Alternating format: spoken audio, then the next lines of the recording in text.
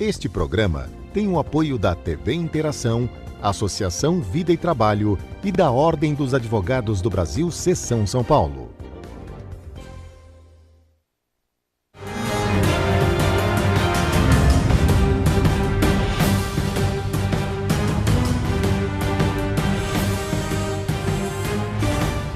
Alô, amigos, bem-vindos ao Gente que Fala. Estamos pela TV aberta, canal 9 da NET, canais 8 e 186 da Vivo. Estamos na Rádio Trianon, AM 740 São Paulo, Rádio Universal, AM 810 Santos. Estamos transmitindo direto do estúdio da TV aberta através da nossa fanpage, Facebook/programa Gente que Fala. Estamos também na TV Guarulhos, canal 20 UHF, canal 3 da NET em Guarulhos, 11h30 da noite. Acesse nosso blog, conheça nossos colunistas e colaboradores, gentequefala.com.br. Participando, você pode participar através do 3876-6146 ou ainda o telefone da nossa produção 5052-5555, também São Paulo. Hoje é mais uma edição do Gente do MPD que Fala, parceria do Gente que Fala com o movimento do Ministério Público Democrático. E representando o movimento do Ministério Público Democrático, a promotora de Justiça, doutora Sandra Kemi Shimada. Prazer tê-la aqui, doutora Sandra. Prazer, a satisfação é minha, agradeço muito a oportunidade, Zé Couto. Também conosco, ele é o mentor desta parceria Gente que Fala, MPD. Ele era presidente do MPD à época, estabeleceu essa parceria conosco. Hoje é presidente do Instituto Não Aceito Corrupção, doutor Roberto Liviano. Prazer tê-lo aqui, doutor Liviano. Prazer é meu, Zancopé, e essa parceria, ela nos traz muita alegria, porque nos permite disseminar informação de boa qualidade e fazer com que as pessoas estejam mais informadas e mais conscientes para o exercício da cidadania, que nós possamos mantê-la sempre viva, e o que nos permite fazer isso é essa bancada de tanta qualidade. Os amigos do MPD, muito bem representado hoje aqui pela Sandra Akemi Shimada Kishi. É uma grande honra ter você no MPD e hoje aqui nessa bancada. Sandra, seja sempre bem-vinda. Assim como os amigos Alberto Pfeiffer e Rui Veridiano, duas grandes cabeças também, amigos do MPD, sejam muito bem-vindos aí, vindos a essa discussão importante. Que possamos seguir juntos, Zancopé, sempre. Alberto Pfeiffer, prazer tê-lo aqui. Muito obrigado, Zancopé, é uma honra e um prazer estar aqui. Você é pesquisador do Instituto de Estudos Avançados da USP, correto? Isso mesmo, pesquisador, colaborador do IEA da USP, que é um órgão da USP que tem o objetivo de estabelecer conhecimento transversal, unindo todas as unidades da USP sobre projetos temáticos nos quais nenhuma dessas unidades especificamente se debruce.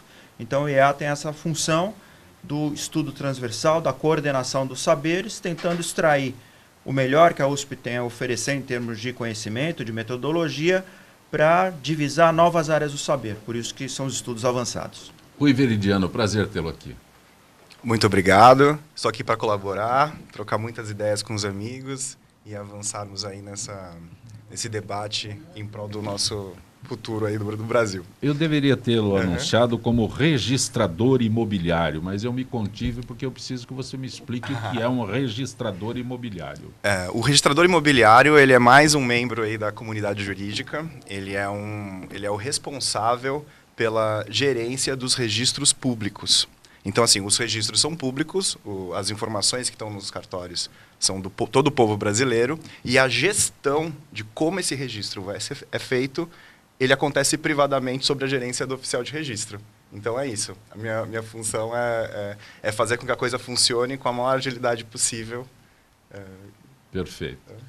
Sem dúvida, o assunto hoje é um interrogatório do ex-presidente Lula que durou quase 5 horas ao juiz Sérgio Moro em Curitiba. Lula falou como réu em um dos 5 processos que enfrenta na Justiça. Se defendeu da acusação de ter recebido propina das empreiteiras OAS e Odebrecht, que teria ocorrido por meio de um apartamento triplex no Guarujá após o depoimento.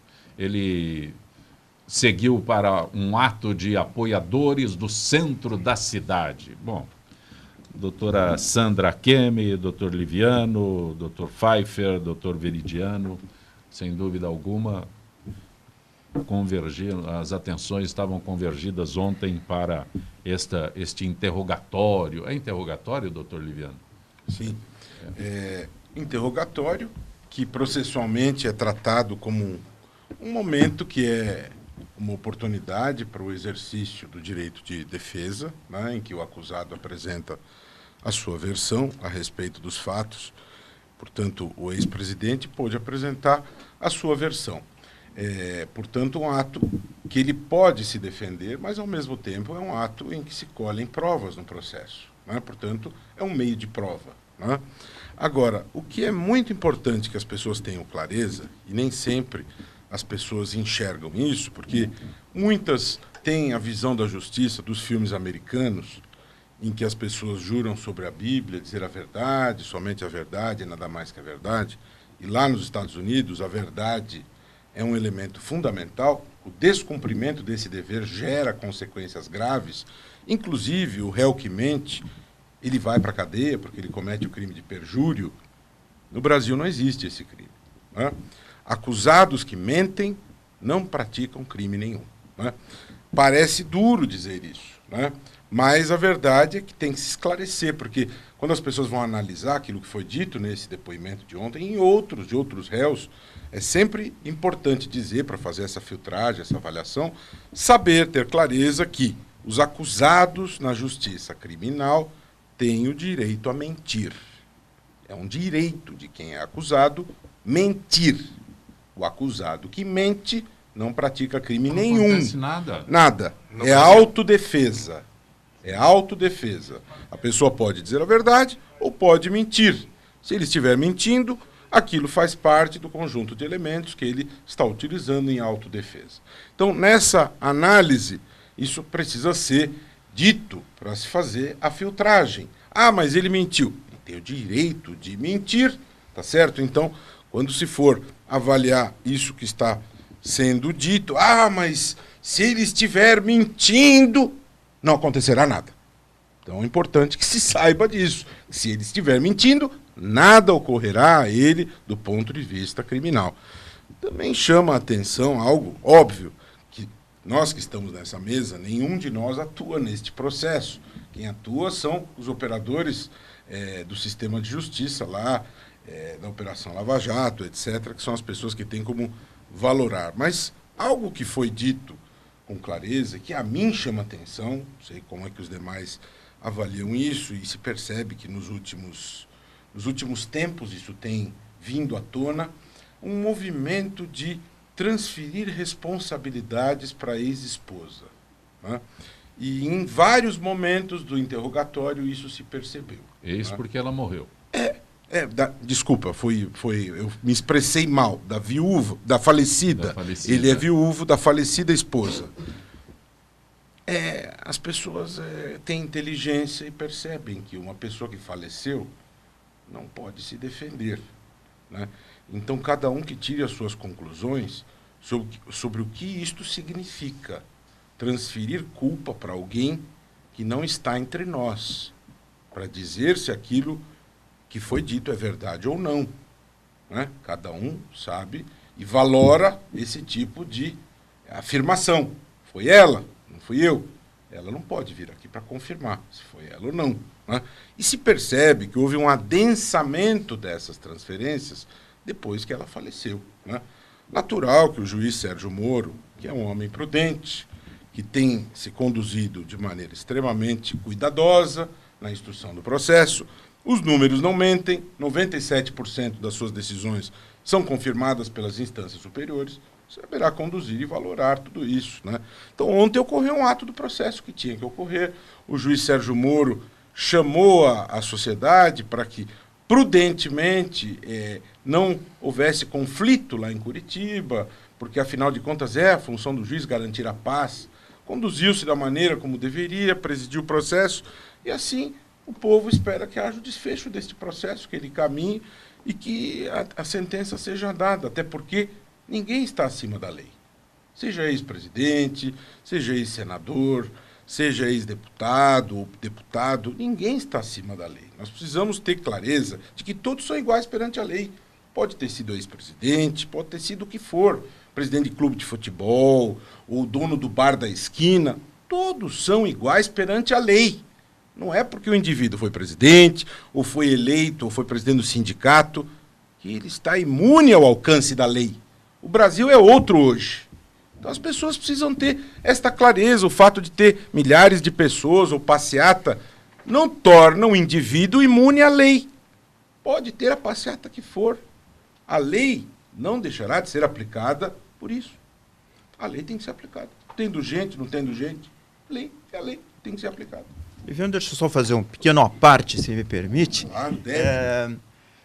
A questão da mentira, né? No mundo em que nós lidamos com uma retórica, hoje denominada de pós-verdade, né? Ou das narrativas alternativas, enfim.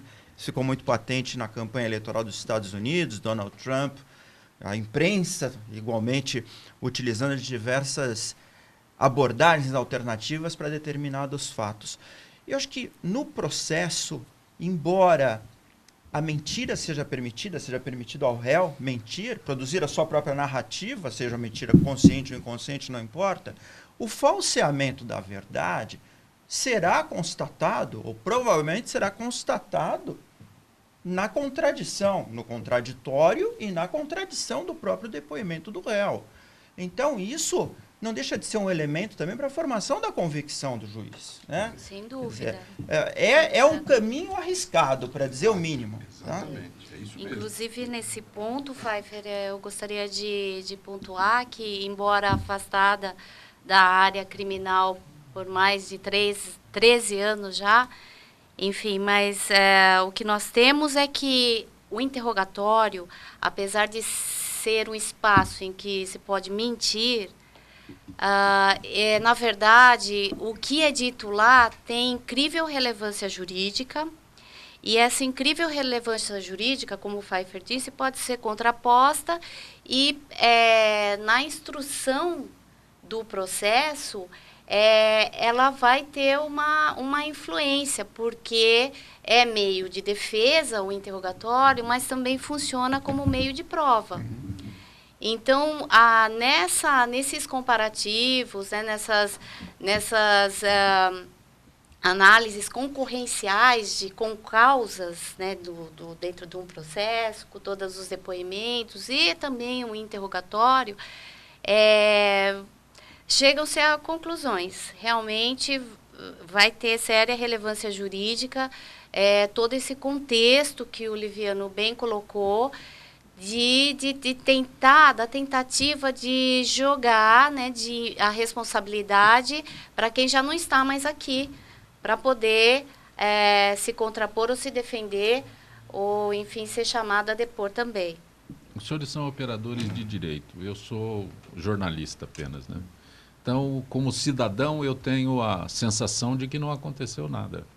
Imaginava-se que aqueles mais afoitos, que o presidente Lula, o Sérgio Moro, desse voz de prisão ao presidente Lula. Ou, olha, o senhor está mentindo. Não aconteceu nada. Ele voltou para casa. Enquanto o Sérgio Moro chegou de marmita lá, ele chegou de jato, saiu de jato, né, esse tipo de coisa.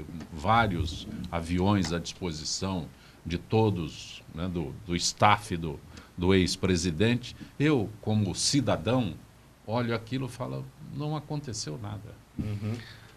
Pois não. Enfim, o cidadão olha e não vê sou nada. Cidadão, Exato, eu sou o cidadão. exato. Senhor, por isso eu disse, mas o sujeito hoje, para enxergar alguma coisa, tem que ser um especialista, né? Se o sujeito não for eu não sou um especialista em direito penal. Não, mas o doutor Liviano escreveu um quadro, né, que eu, como cidadão, estou querendo entender. Por isso, então, por favor. Sim, mas hoje em dia você precisa ser um especialista para entender a complexidade de tudo que está acontecendo. A gente só consegue entender as coisas através de certas simplificações dessa complexidade. É isso. No caso do ex-presidente Lula, por exemplo, o que dá para perceber lá? Ele fez um discurso político também. A parte das implicações jurídicas do que ele disse. Ele fez um discurso político visando também... Ele está fazendo um discurso eleitoral também. Né? Inclusive, não deixa de ser será candidato. Inclusive, declarou que seria candidato. Então, ele lançou um discurso político. O que há um conflito aí entre dois grandes sistemas, vamos dizer assim. o Ministério Público, o Judiciário, o sistema jurídico joga o jogo jurídico. E o presidente Lula, o ex-presidente Lula, chegou lá para jogar um outro jogo, o jogo político. Então, o que está acontecendo é assim, que no mesmo campo, os dois jogos totalmente diferentes estão sendo jogados. Essa é minha visão assim, de fora, não sendo especialista. Eu sei que o Oliviano pensa sobre isso. Não, eu quero concordar com os comentários e pegar um gancho nisso que o Zancopé falou e complementar mais uma questão. Realmente chama atenção esse contraste do ex-presidente do Sindicato dos Metalúrgicos chegando no jato, enquanto que o Sérgio Moro vem com a marmita, né? Agora, uma análise que eu acho interessante, por que será que ele não foi de avião de carreira? Será que há alguma preocupação em relação às reações dos demais passageiros nos aeroportos, né? Em relação a tudo isso que vem ocorrendo? Porque a sociedade hoje está mais atenta a tudo. E é uma sociedade digital, né? É uma sociedade digital, os movimentos sociais estão mais atentos. Hoje as pessoas sabem quem são os ministros do Supremo. No passado, sabiam quem compunha a seleção brasileira de futebol. Hoje sabem quem está no Supremo. Discutem as indicações, examinam se isso é bom, se isso não é bom, etc, etc. Mas em relação àquele ponto da questão da mentira, da verdade, etc e tal, também complementando esse debate, lógico que é muito importante examinar o que foi dito no interrogatório, à luz de todo o processo, porque o juiz vai reunir toda essa prova, mas também lembrando que a dúvida beneficia o acusado na esfera criminal. Se o Ministério Público não prova a acusação de maneira indiscutível, se há alguma dúvida razoável, ela beneficia o acusado, né? Então, a mentira pode estar voltada para construir a dúvida razoável. A mentira pode se voltar para plantar a dúvida razoável. A dúvida razoável beneficia o acusado, né? Então, o juiz ele precisa fazer toda esta análise racional das provas, lembrando que o Ministério Público, que tem a obrigação de comprovar a acusação, cabe a ele o ônus da prova, né?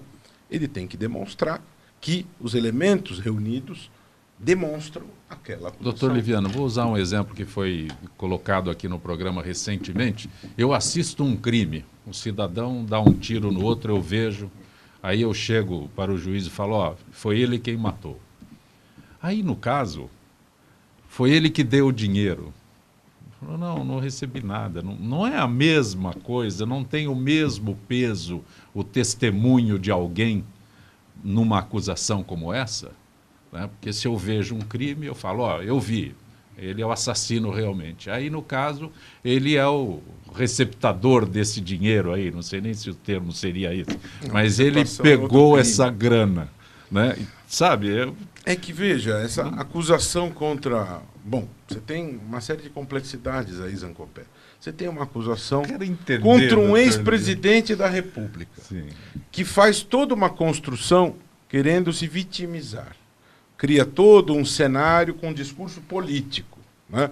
O crime de corrupção é um crime complexo, em que você tem várias testemunhas de defesa, você tem todo um contexto complexo em relação à prova, tem que verificar as circunstâncias dos fatos. Então não é tão simples, evidente assim. Você tem que verificar todo o conjunto, sim, de circunstâncias. Quando você fala do homicídio, é o ato agressivo visando matar alguém. É uma coisa muito mais simples do ponto de vista da execução do, sim, crime. Aqui nós temos uma complexidade muito maior. Agora, o fato dele ter ido até a audiência e saído solto, a gente nunca pode se esquecer que a prisão é o caminho natural depois que o processo terminou e não cabe mais recurso. Ser preso antes disso, sim, não é a regra. A prisão, sim, processual, a prisão provisória antes da condenação, ela é excepcional. O juiz faz uso desse mecanismo em situações excepcionalíssimas com fundamento para garantir o sucesso da instrução, para a garantia da ordem pública, para a garantia da aplicação da lei penal, o por convir a instrução processual de maneira fundamentada. Isso tem que ser feito de maneira muito fundamentada e cuidadosa, especialmente num caso como esse, tão sensível à opinião pública, tão politizado, com as questões tão à flor da pele, com tudo isso aí. Então, isso tudo é muito complexo.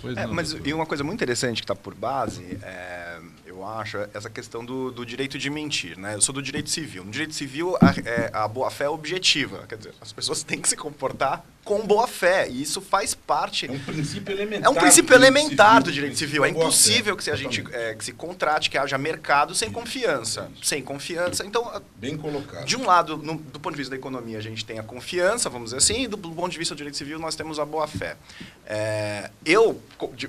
Um pouco de fora do direito penal, eu sempre fico muito chocado ao perceber que no Brasil há esse direito de mentir, e isso revela algo sobre o nosso pacto social, quem nós somos, né? E como as nossas regras, como as nossas instituições se revelam.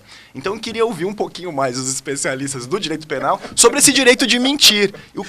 Isso é Ninguém é obrigado a fazer prova contra isso, mas no Brasil, mas nos Estados Unidos, por exemplo, você é obrigado a falar a verdade. O direito é diferente. Exato. Muito diferente. Mas o nosso direito é exceção ou é regra? Nos Estados Unidos tem pena de morte.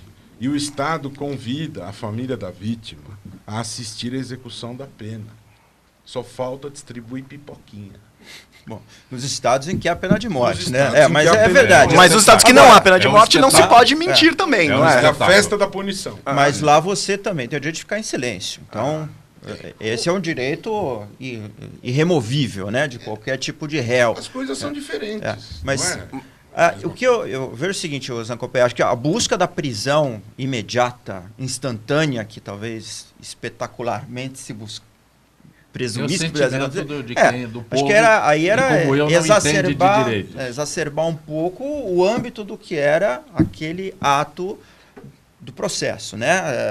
Era um interrogatório, poderia ser que viesse à tona algo extremamente grave. Mesmo assim, acho que o juiz Sérgio Moro teria muito cuidado por essa dimensão pública, que é o caso específico, que tem que ser ponderado pelo juiz também. O juiz não está lá só para... Ele aplica a lei, mas ele não é um robô que utiliza um artigo do regramento diretamente. Ele pondera, exatamente. Né? Então, estamos lidando com um réu diferente, embora todos sejam iguais perante a lei, mas cujo âmbito de repercussões é muito grande para o país. Né? E, Rui Pfeiffer, desculpa, mas assim, sem querer puxar sardinha para a minha área, que também é a área do direito civil hoje, né, e do direito público, na verdade, eu acho que nós estamos numa sociedade, hoje que é a sociedade de risco, né, que acaba privilegiando uma situação de direito penal mínimo e de uma ênfase nas responsabilidades mesmo civis, né, e administrativas. Por exemplo, eu vejo isso muito claro na recente lei anticorrupção, que é uma lei que entrou em vigor no começo de 2014 e que, assim, na minha visão, atende perfeitamente esse quadro. Ele cobre perfeitamente esse quadro. E por quê? Porque afeta o patrimônio público, se vai contra, justamente contra princípios da administração pública e contra compromissos que o Brasil assinou. E, por exemplo, o Brasil assinou vários compromissos internacionais privilegiando a boa-fé e enfim, é uma regra que está presente em quase toda a norma de direito internacional e enfim, está ali. O fato típico ilícito de ato de corrupção está ali muito claro, né? E falta, eu acho que nós precisamos, quando eu digo nós, eu não digo só nós, o Ministério Público, mas eu digo a sociedade também precisa colaborar, enfim, cobrando e se articulando todos os setores da sociedade, né, não só, enfim, ONGs, mas todos os setores, a academia, né, para que junto com o Ministério Público crie uma coalizão mesmo, né, num compartilhamento de responsabilidades para fazer acontecer. Doutora Sandra, eu vou mudar de assunto quando a senhora desenvolve esse raciocínio, porque a senhora é autora de um artigo, né, que foi publicado sobre leis que tramitam e que podem comprometer o nosso ambiente, o licenciamento ambiental, que já vem com... Aí Projetos, né, Zancopé? Não, vem... Se Deus quiser, não serão leis. Não, mas doutor Liviano vem comprometido lá da origem.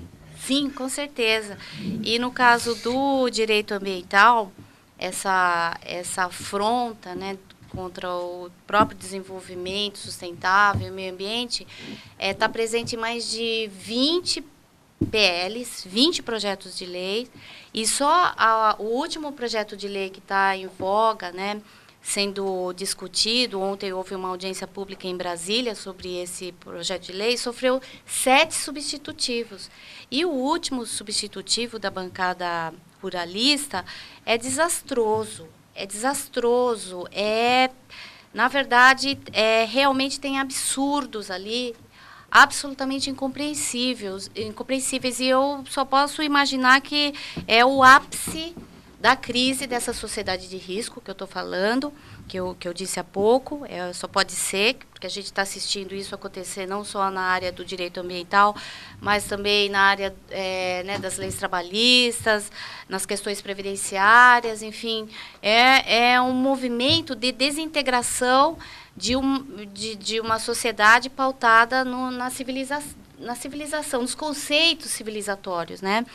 Por exemplo, só para citar alguma coisa desse PL, porque são inúmeros, por exemplo, permite a arbitragem para decidir sobre condicionantes que já foram pactuados num acordo, vamos dizer assim, para o licenciamento, ou seja, pode descumprir a condicionante, porque está descrito nesse PL que as condicionantes podem ser, enfim, não vinculam. Então, para que condicionante se a condicionante não vincula, né?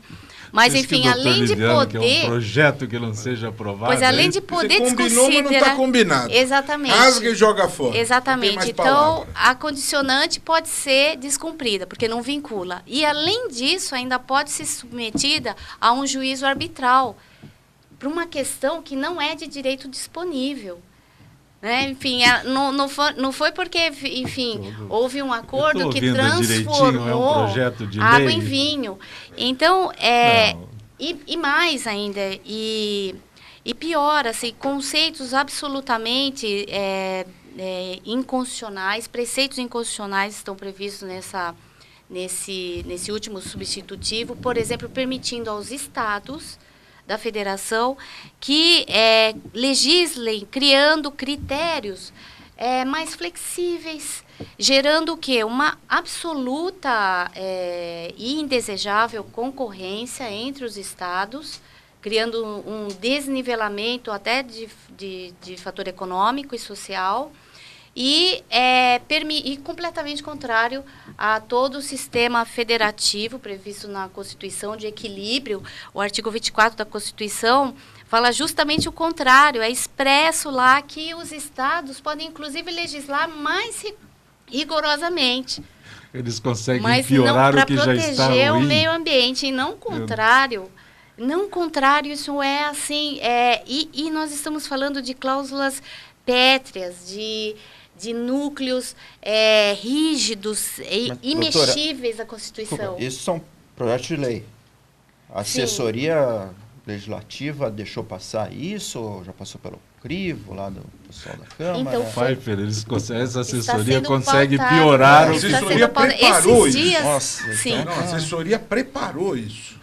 Sim. São os ruralistas que estão propondo isso. Essas armadilhas, né? Já passou, já foi apresentado. E não por acaso, inclusive, também, não por acaso, inclusive, a bancada ruralista previu também a dispensa de licença para atividades agrícolas e pecuárias. E a preocupação aqui é muito forte por conta dos agrotóxicos, né, que contaminam os recursos hídricos, e há estudos comprovados que, enfim, um homem ingere em um ano 5,5 kg de veneno contidos nesses pesticidas, principalmente os não controlados. Então, tudo isso, né, esse estado de falta de controle numa sociedade de risco, se mediante uma sociedade que já era vulnerável, enfim, torna uma situação de hipervulnerabilidade, né, altamente crítica e sem controle nenhum. Enfim, vamos então todos aqui simplesmente, para que Constituição? Pfeiffer, você é assessora empresarial internacional. Esta assessoria é bem diferente da tua. Sim, eu imagino que sim. Em geral, Conviveu um pouco com os políticos para descobrir que a assessoria consegue preparar o que já está pronto. A doutora sublinha que há aspectos aí que são anticonstitucionais, né? Então, creio que isso não passaria no primeiro crivo da assessoria legislativa, embora... Não esqueça que o presidente da CCJ do Senado é Edson Lobão. Este é o homem que comanda o controle da constitucionalidade do Senado Federal.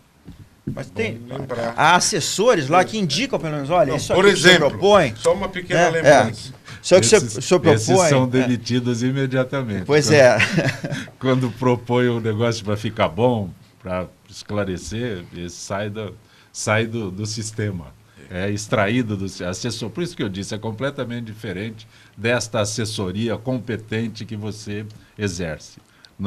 Não está na compreensão da gente, lamentavelmente. O Rui quer falar, depois eu quero dar uma palavra também. O que eu percebo até que enfim, que é algo que liga os dois temas, né, que nós conversamos, essa pós...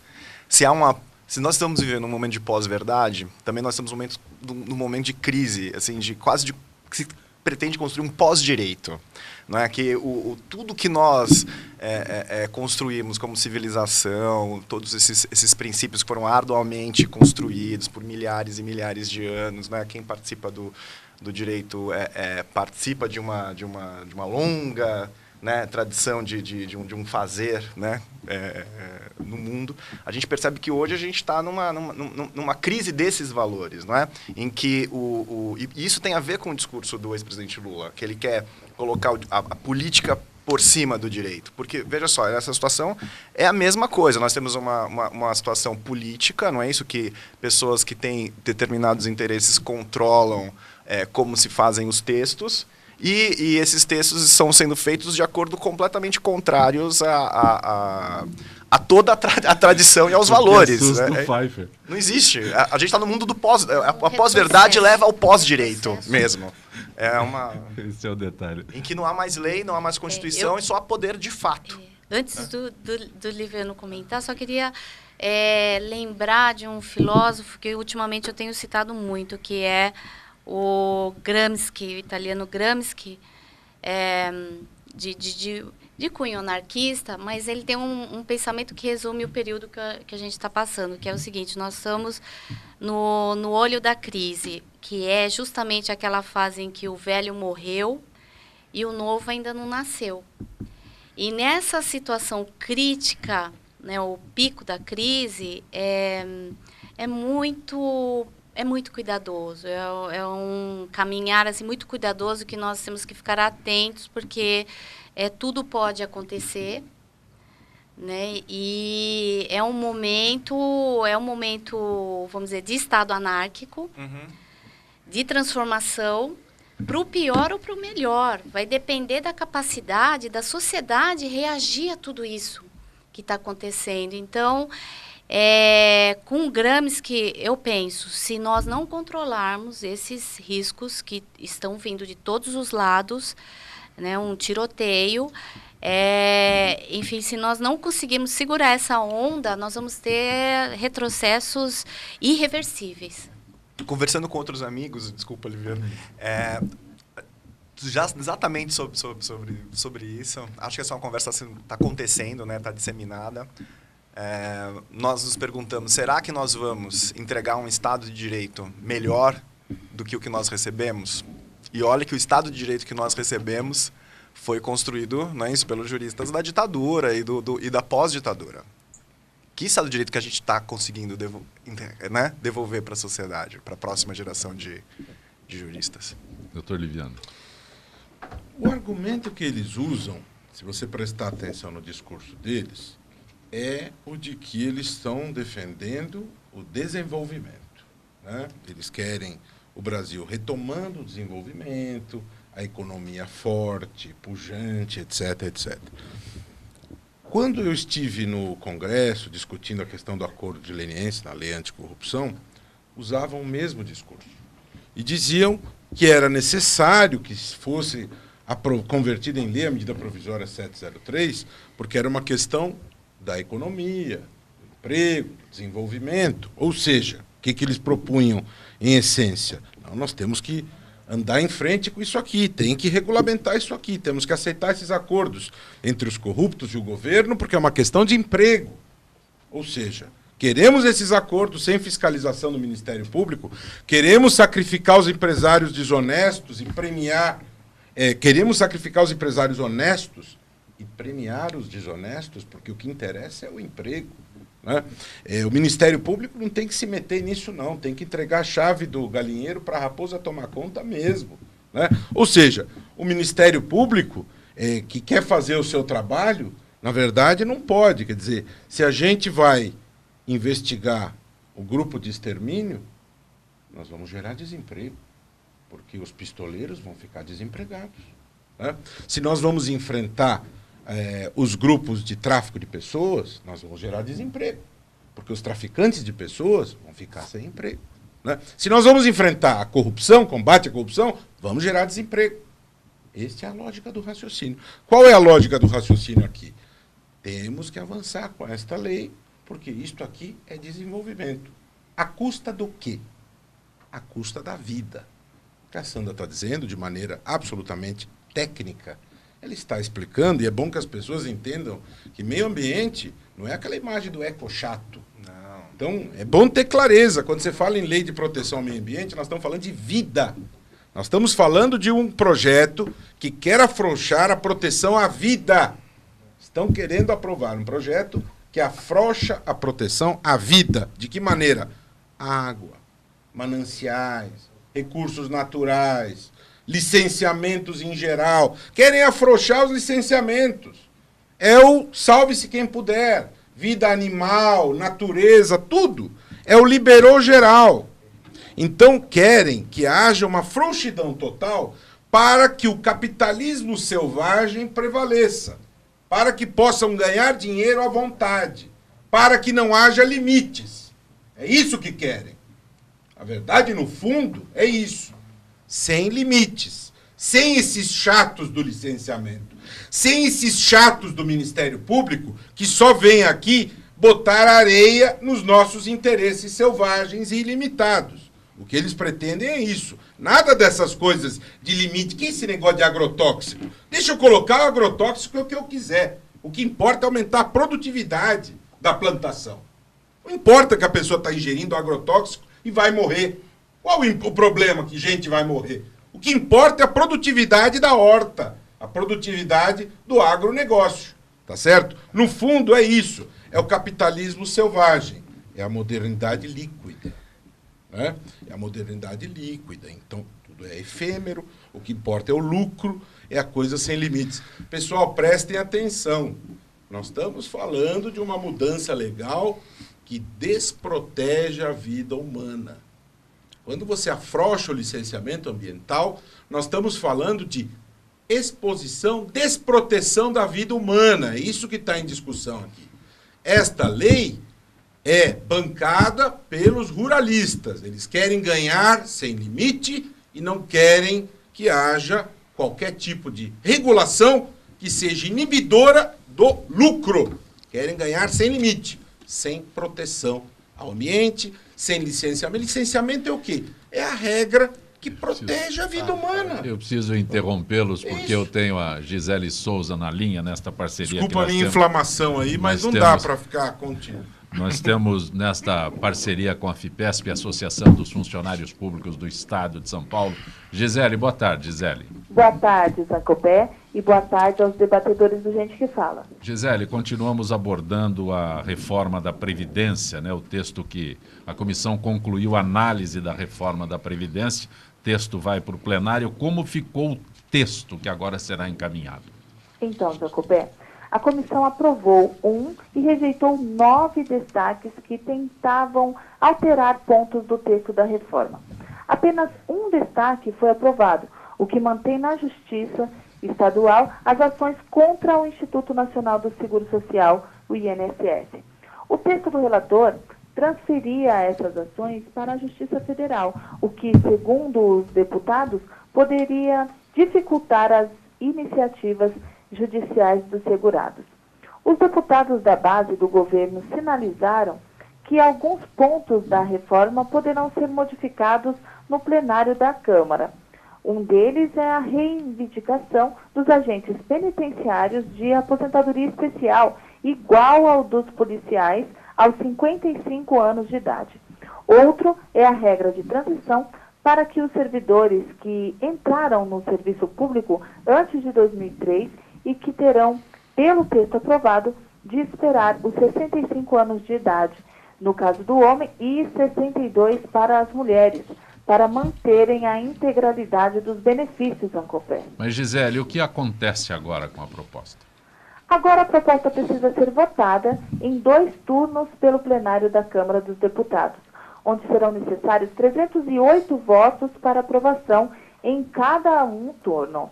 Os deputados da oposição também tentaram mudar o cálculo das aposentadorias e das pensões, o tempo mínimo de contribuição de 25 anos e as alterações nas aposentadorias rurais e no benefícios assistenciais. Eles foram vencidos, no entanto, por um placar constante de 23 ou 22 votos a 14. O PSOL também tentou aprovar um destaque para submeter a reforma a um referendo popular, mas não obteve apoio dos partidos da base do governo Zancopé. Mas, Gisele, ficou decidida também a questão da idade mínima? Sim, essa já ficou definida praticamente nas primeiras votações do projeto.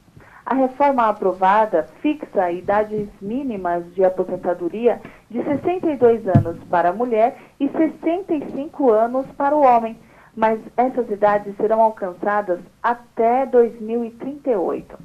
Também será elevado gradualmente o tempo de contribuição mínimo de 15 para 25 anos. Quem já está no mercado de trabalho terá que cumprir um pedágio de 30% sobre o período que faltar para completar os tempos de contribuição atuais, de 35 anos para o homem e 30 anos para a mulher, Zancopé. E quanto aos benefícios assistenciais? Ao defender a manutenção das regras atuais para os benefícios assistenciais de idosos e pessoas com deficiência, o deputado Arlindo Chinaglia, do PT de São Paulo, condenou a proposta por deixar para uma lei posterior a definição sobre quais famílias poderão ser consideradas carentes. O que nós podemos ter na regulamentação? Uma mudança do que vai compor a regra bruta familiar. Significa que, ao manter o salário mínimo com uma mão, nós estaremos tirando com a outra mão a possibilidade de milhares de pessoas terem acesso aos benefícios assistenciais, disse Chinaglia. O relator mudou a proposta do governo que desvinculava esses benefícios do salário mínimo, Zancopé. Gisele, agradeço mais uma vez tua gentileza com o nosso Gente que Fala, esta parceria, a FIPESP Gente que Fala, já há 16 anos. Grato, Gisele. Muito obrigada, Zancopé. Boa tarde a todos os ouvintes do Gente que Fala. Hoje é gente do MPD que fala, o Movimento do Ministério Público Democrático, a promotora de justiça, doutora Sandra Akemi Shimada Kishi, o promotor, doutor Roberto Oliviano, que é atualmente presidente do Instituto Não Aceito Corrupção, o assessor empresarial internacional Alberto Pfeiffer e o registrador imobiliário, doutor Rui Veridiano. Doutor Rui, a habilitação agora terá um código? É isso? Habilitação, a carteira de habilitação vem com um código digital? Vai ter um código de barras lá, alguma coisa assim? Estão acontecendo algumas mudanças. Vamos lá. Quando a gente está falando do novo e do velho, não é isso? Qual que é o nosso modelo? Eu acho que a gente vive, só voltando ao que a promotora Sandra falou, que hoje a gente está num mundo em que o velho não morreu, mas o novo já nasceu. E esse que é o conflito. O problema do licenciamento anterior é esse, né? Isso, existe um novo modelo de lidar com a terra, de lidar com esse patrimônio genético, com a diversidade biológica. Existe uma outra economia, existe uma outra maneira de gerar lucro, não é isso? De acordo com as nossas necessidades contemporâneas, com a nossa visão de mundo contemporânea. O que está acontecendo é uma reação do velho. O sujeito que só sabe ganhar dinheiro no campo, destruindo a natureza, matando os animais, e é isso. No mundo digital, é a mesma coisa. Na política, não é isso? Existe a velha política e espera-se uma nova política, como P maiúsculo, né? E no mundo digital, a mesma coisa está acontecendo. Nós temos ótimas iniciativas que aumentam a segurança dos dados que são privados, não é isso? Um dado aqui, uma carteira de motorista, ele tem um dado privado, que é quem você é. E, ao mesmo tempo, também tem um dado público, porque tem uma dimensão pública da sua autorização de ser um motorista. No futuro próximo, talvez os seres humanos sejam proibidos de dirigir, não é isso? Porque a inteligência artificial já o fará. E hoje, a Tesla... a Tesla é a empresa que está produzindo carros elétricos e dirigidos por inteligência artificial. Esse é o plano da Tesla. Vale mais que a Ford e a General Motors. Então, esse é o modelo. Quando a gente discute aqui informação como o QR Code que o Denatran está fazendo, é uma boa iniciativa. E o Denatran está agindo dentro dos limites da lei. Porque o Denatran é o órgão, não é isso? Com atribuição legal para assim o fazer. Na sociedade, nós vou contar para vocês também de outros ataques à legalidade e à Constituição brasileira que estão acontecendo nesse conflito de modelos.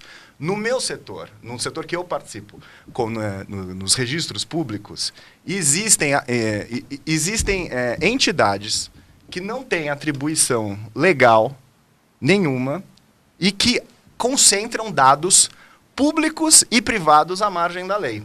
E, pasmem, essas entidades são associações de oficiais de registro, que hoje tem uma espécie de um cartório estadual de dados privados nossos. E que esses dados, ainda por cima, não são pensados publicamente. Ou seja, esses dados não estão sendo trocados com as universidades, não estão sendo trocados com as empresas. E o próprio nome é registro público. Os registros são públicos, os dados são públicos, tudo só pode acontecer dentro da lei. E nós estamos... Registro público. Mas assim, o que está acontecendo no licenciamento ambiental, que deixa a senhora chocada, está acontecendo nos registros públicos brasileiros. E o que é pior, na sociedade que nós vivemos hoje, saiu no Economist no domingo. Nossa economia é uma economia de dados. Quem controlar os dados sabe o que está acontecendo. No Brasil, nós temos um modelo de registros públicos. Se esses dados são públicos, esses dados têm que ser pensados por todos nós. Informação é poder. Exato. Ela não pode estar capturada à margem da lei. Perfeito. Isso mesmo. O Jaime do Jardim Bonfilhori está cumprimentando o Alberto Pfeiffer pela participação sempre isenta e esclarecedora no Jornal da Cultura. Jaime do Jardim Bonfilhori. Obrigado, Jaime. Muito obrigado. Um forte abraço. O Marcos de Pinheiros, doutor Liviano, o que poderá acontecer por certa parte da opinião pública se o juiz Moro absolver Lula? Veja, o processo é um exercício democrático, né? E o desfecho de um processo pode ser a condenação ou a absolvição, né? As pessoas têm todo o direito de prestar atenção no que está se passando e ter a reação que é absolutamente legítima, né? Veja, Daniela, eu não... Daniela? Marcos, desculpa. Marcos, eu não possuo ainda bola de cristal, né, porque ainda não inventaram. Eu tenho interesse em adquirir, né, para poder fazer algumas premonições. Seria interessante. Um código novo. Eu poderia, já que informação é poder, eu poderia me tornar muito poderoso com equipamento dessa natureza. Agora, pelo que eu tenho lido nas redes sociais, tenho a sensação de que muita gente ficará muito infeliz e frustrada, né, porque pelo que se tem noticiado, existem muitas evidências altamente incriminadoras. Mas eu já disse e repito, eu não atuo nesse processo. Sim. Quem tem que valorar as provas é o juiz que está julgando.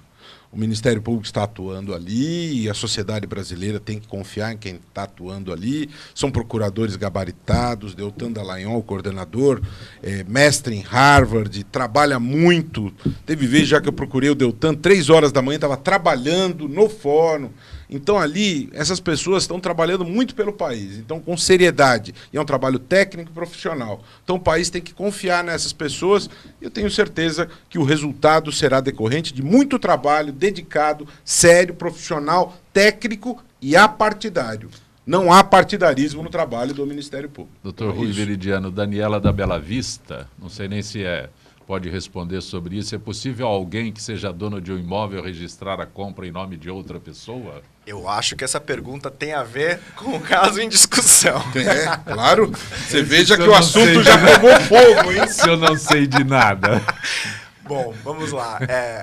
No direito civil, é possível que faça contratos de boa fé. Ou seja, se o contrato é verdadeiro, o sujeito pode vender o seu imóvel, ele tem liberdade para comprar e vender. A pergunta parece insinuar que é uma compra e venda, vamos dizer assim, fraudulenta.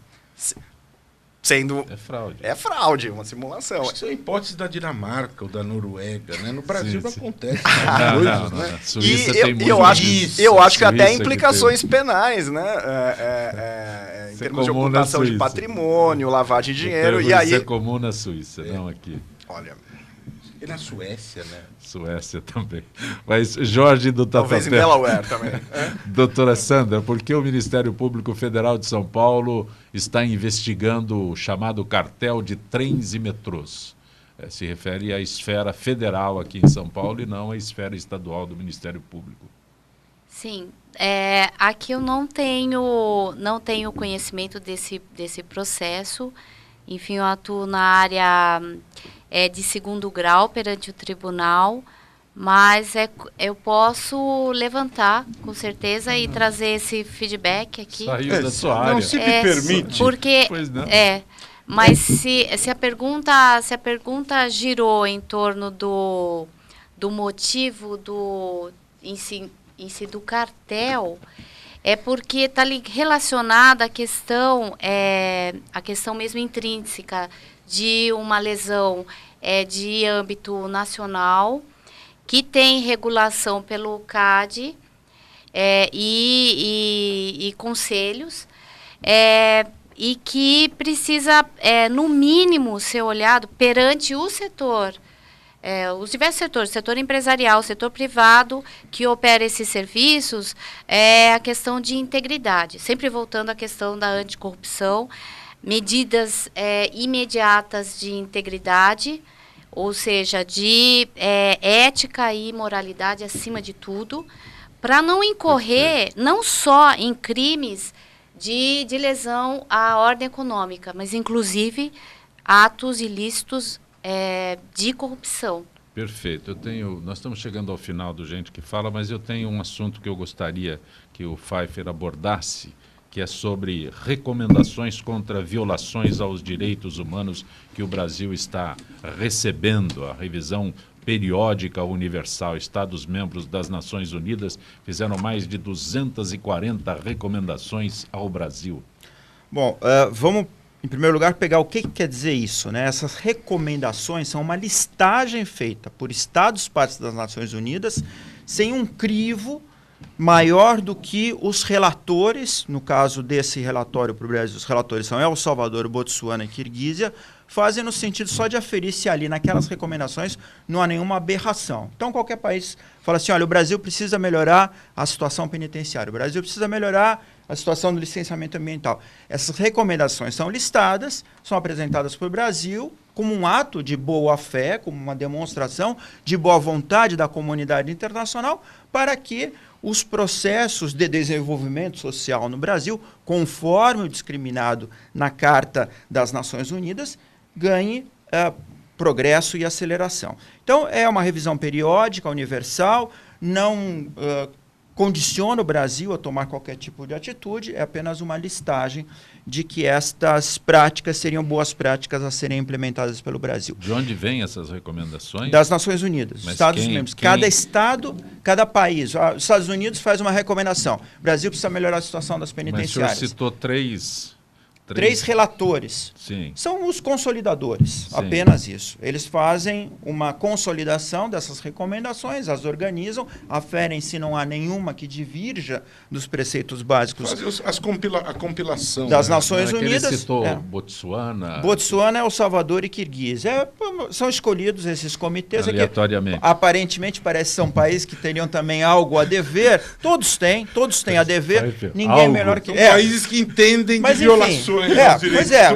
Estados Unidos tem pena de morte, alguns países condenam a pena de morte. Eles têm conhecimento de causa para poder... Mas, Zancopé, eu acho que é importante aqui, unindo um pouco do que a doutora Sandra trouxe, que o Liviano trouxe também, é que há uma normativa internacional que contamina as boas práticas e a normativa nacional, de sorte a estabelecer um plano comum que permita o desenvolvimento sustentável, e aí voltamos às Nações Unidas com os Objetivos do Desenvolvimento do Milênio e hoje os Objetivos do Desenvolvimento Sustentável, que, é claro, é um processo democrático muito mais complexo no plano internacional do que no plano doméstico, porque aí você envolve soberanias contrastadas e que tem idas e vindas. Então, o que se dá hoje com as questões do licenciamento ambiental no Brasil depende do papel militante do Ministério Público, da imprensa, da opinião pública, vigiando, porque, de fato, doutor Rui,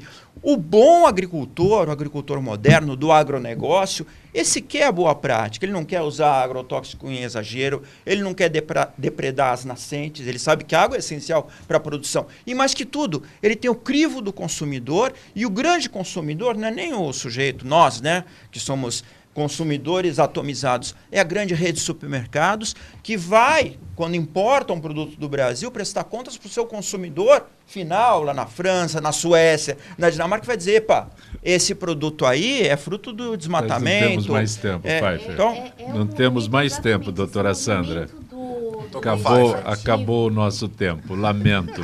Agradeço à promotora de justiça, a doutora Sandra Akemi Shimada Kish, representando o MPD, Movimento do Ministério Público Democrático, Dr. Roberto Liviano, promotor público, presidente do Instituto Não Aceito Corrupção, assessor empresarial internacional Alberto Pfeiffer e o registrador imobiliário Rui Veridiano, que participaram desta edição Gente do MPD que Fala. Estaremos de volta amanhã, meio-dia, sempre com direção do jornalista Fausto Camunha. Gratos, até lá.